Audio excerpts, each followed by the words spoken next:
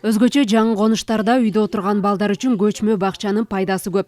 Алар күн сайын 3 сааттан мектептин имаратына келип, кыска окутуу курстарынан өтүп, калем кармап, жазганды, санаганды, окуганды үйрөнүп, 1-класска даярданат. 30 жаштагы Кымбат Медерова 3 баласы менен үйдө. Буга чейин жакын жерде бакча таппай убара болгон эне 4 жаштагы баласын көчмө бакчага алып келди. Дайыма эрте менен кечинде сөзсүз балдар менен чогуу ойнойбуз. Эрте менен баамызга турганда булар да чогуу турат, биз менен чогуу намаз окуйбуз. Андан кийин чогуу ойнойбуз.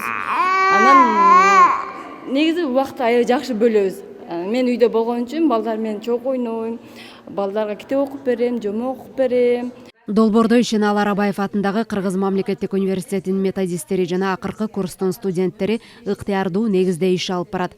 Азыр долбоор Бишкек шаарында гана башталды. Жыйынтыгы мыкты болсо, өлкөнүн бардык аймактарына жайылат. Балдарга канчалык баягы билим берсек дагы, баягы мектепке даярдасак, ошол эле учурда үйгө келгенде энеталар дагы сөзсүз балдарга жардам берип, андан ары ушул биздин долбоорду баягы улантуучулар, же болбосо баягы натыйжалуу ишке ашыруучулар энеталар болуп саналат.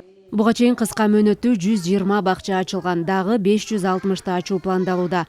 Мектептерден сырткары китепканаларда да эрте өнүктүрүү борборлору ачылат.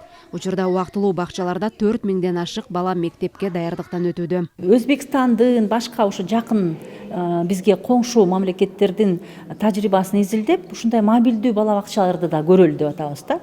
Бул баягы бала бакча курулуп, бала бакчанын башка бүт форматтарын дагы таратканча балдар бүгүн өсүп атат да. Бүгүн бир азтайын эле, мисалы 2-3 жылдан эле мектепке барыш керек. Кыргызстанда жалпы 1812 бала бакча бар. Ал жерде 230 миңге жакын жеткинчек тарбияланат. Мындан сырткары дагы 800 миңдей бала бакчага барбай калып жатат. Жалпы бакча курагындагы 1 миллиондон ашык баланын 4/1 бөлүгү гана камсыздалган. Элиза Нурматова, Рыскелди Көкүлбеков, Ала Тоо 24.